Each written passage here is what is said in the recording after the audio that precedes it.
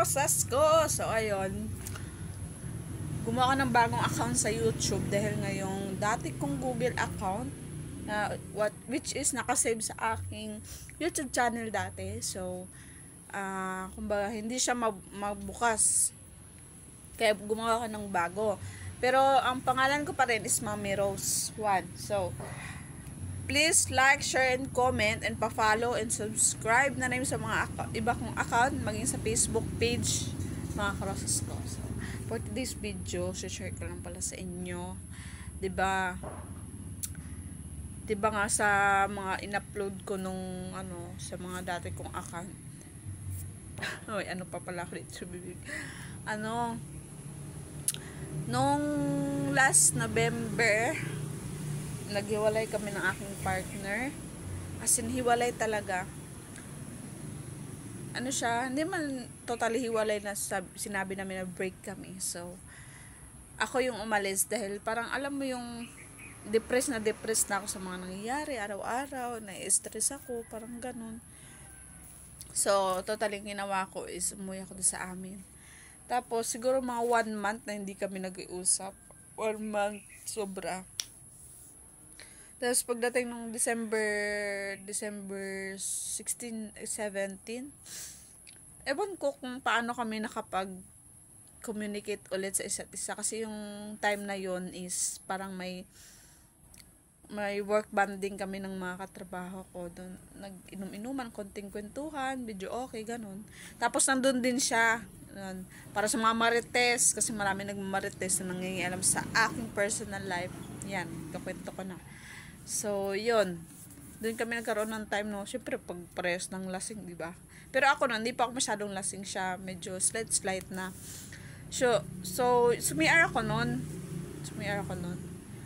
Tapos, pag CR ko, yung kumakatok, sabi ko, may tao. Buksan mo, buksi kung sa Tagalog, buksan. Buksi, mana, buksi. Di binuksan ko, sabi ko hindi pa ako tapos. Pagtingin ko siya, sabi ko, hindi pa ako tapos. Tapos pumasok siya sa CR, andun yung mga kasama namin sa restaurant. So, nagulat ako, sabi ko, bakit? Bigla niya ako niyakap, guys. Hindi sana magandang beauty kita, ha. Tapos, yun, doon nag-umpisa. Siyempre ako naman, si girl, hindi naman, siyempre, may dati naman na kaming chemistry, may dati naman kami nga, ilang taon kami, di ba? Magpapakipot pa ako. Hindi na ako dalaga, guys. So, para magpakipot. Bahala kayo kung isipin nyo na masyado ako marupok, kung ganyan, martyr. Bahala kayo kung ano isipin nyo. So, ayun na. Usap kami, yung mga, yung mga naging problema, kung bakit ko siya inalisan dito sa Tigayan na to. Dito sa kubo-kubo namin na tinitirahan. So, yun, in-explain ko rin sa kanya, in-explain niya sa akin yung mga hinanakit niya, hanggang sa nagkapatawaran kami. Tapos, sinabi ko lang sa kanya na ang gusto ko lang, Mike, hindi ka magpa-stress o magpaano na sa akin. Dahil, ako is, may una na akong anak, tapos nagkaanak tayo ng isa. Hindi na sa akin uso yung parang girlfriend and boyfriend pa rin tayo. Gusto ko yung, alam mo yung kapamilya, nagabuo ka na ng pamilya, siyempre nagpupursige ka dapat. Ganon yung gusto ko, sabi. In-explain ko sa kanya. Sabi niya, sige. Ayan. Hanggang ngayon, December, nag-aga yung Pasko, New Year, ito na, January na. Kahit paano, nakikita ko naman na kahit paano may improvement man, nag-pursige sa trabaho, pagdating sa mga bata, pag sinabi kong ganito, Mike, kung ganyan, punta tayo doon sa barrio, sunduin natin yung anak namin isa, iuwi doon. Okay naman siya, good siya kahit pagod. Hindi katulad ng dati na bukas na, kumbaga sa language dito, ginagalang, yun. Nasa totoosin ay kasama sa obligasyon ng magulang, kahit pagod ka na, obligasyon mo pa rin na asikasuhin yung anak mo, kung ano yung mga kailangan gawin sa kanila. So, yung mga natutunan ko naman sa sarili ko, siyempre noon yung nagsasama pa kami, siyempre, siya yung nakikita ko palagi na mali niya, pero yung mali ko hindi ko nakikita. Parang open yung mata ko sa mali niya, pero yung sa mali ko hindi. So, yung natutunan ko, dapat, kung minsan, kahit alam natin tayo yung tama, tapos may ginawa silang mali, minsan, mas gustuhin natin ng bumaba muna. Kumbaga, explain mo na sa kanila na ganito, dapat hindi ganyan yung gawin mo. I-explain. Kasi mas magandang ini-explain natin kaysa yung paggalit ka, bunga, mas lalong hindi kayo magkakaintindihan. Yun yung aral na natutunan ko last year hanggang sa pumasok yung 2025. So, kapag mag-aasawa ka, o mag-boyfriend, mag-girlfriend, friendship, o ano, dapat give and take. Pag gusto mong intindihan ka, at maintindihan ka, dapat ganun din yung gagawin mo sa partner mo, sa best friend mo, sa asawa mo, sa nanay mo, tatay mo, kapatid mo. Kasi, pag ang gusto mo, ikaw lang yun naiintindihan, pero yung mga side nila, hindi mo sila maintindihan. Hindi na kayo, kumbaga, magiging toxic na yung relationship, kumbaga, sa mag-asawa, kapag yung isa gusto intindihan, pero hindi siya makaintindi. Gets nyo? So, give and take. Pag abo sa relationship, mapapakaibigan man, mapananay, mapatatay, mapag-girlfriend, mapa-asawa. Give and take, guys. Kung ano yung gusto nyong matanggap, kung ano yung gusto nyong magawa sa inyo pabalik, ganun nyo rin gawin sa kanila. Pero probably, ngayong taon, dapat, kasi yung ugali ko, may ugali talaga ako na hindi mawala-wala. Marami akong bagay na binibigay, pero kahit kailan, hindi ko, kumbaga, sa mga bagay ng mga things,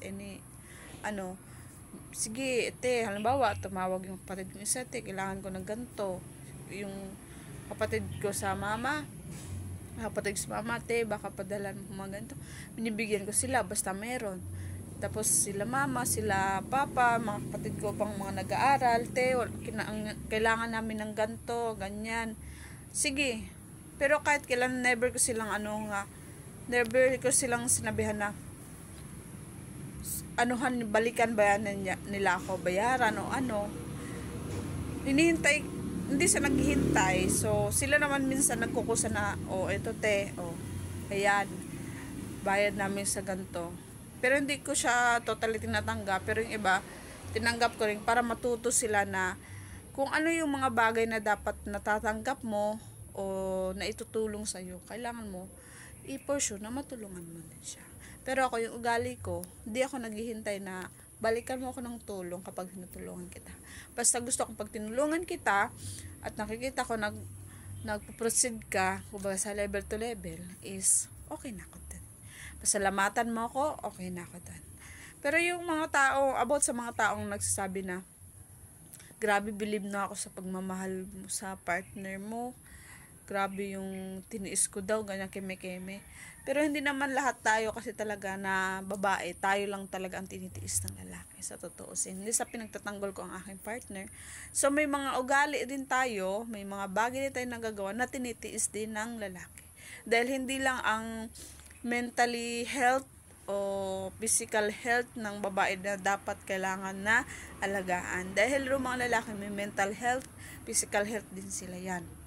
Kaya sa mga nagsasabing marites na believe ako sa iyo parang pinapasok nila ako sa pagkamartir, pero wala na akong pakialam. Dahil iba naman yung story ko sa story ninyo. At yung mga nagsasabi na, siyempre dito kami nakatira, libreng ko rin tubig namin, tubig. Pero kumakain kami araw-araw, may pamilya kami sinusuportahan, may mga kurente rin siya na kailangan minsan kami ang magbabayad kasi sila wala, kami meron, ganun. Totally na may ginagastusan pa rin kami, 'di ba? So, sa mga nagsasabi na swerte namin, ganito, walang bayan. Oo, malaking bagay yung ganito. Wala kami binabayad ng kuryente, tubig sa tinitira namin. Nakakales sa amin. Pero, wag niyo naman totally na ipahatid sa amin ng aking partner na wala kaming kinakagastusan, 'di ba? Kasi may mga anak kami. May pamilya kami kanya-kanya. Araw-araw kami bumabiyahe, kumakain. Kaya hindi niyo pagsasabihin na swerte kami kasi walang ganito. Si kayo may ginabayaran na ganito, ganyan. kami rin, may binabayaran kami marami sa total. Hindi sa nagiging, nagiging real talk lang talaga. So, hindi ako sa guilty, ina-explain ko lang sa inyo. Bahala na yung mga nakakilala sa akin na makapanood nito. So, bahala na kasi iniisip nyo, basta ako pursue, trabaho, anak, pamilya. Oh. Kasi ako, hanggat kaya ko rumispeto ng tao, gagawin ko yan. Basta, respeto ka rin. Pero, totally, minsan, kahit na babastos na ako minsan, kumbaga, under the belt or personal na dapat hindi niyo napakilaman, pero pinapakiraman pa rin nila, pero okay lang kasi alam ng Diyos, ang taong nagpapakumbaba yun ang tinataas, ang taong nagmamakataas yun ang binababa. So ayan lang, yun yung mga aral sa sa relationship, give and take. Kung ano yung mga bagay na ayaw mong gawin sa'yo, huwag mong gagawin sa kanila. Kung paga sa Diyos, sa ibang sabi ng Marites. So, yun. Now you know, guys, sa paghuhusga nyo, alam nyo na this. So, please like, subscribe, and follow my all page and all accounts. Mami Rose lang sa kalam. Bye!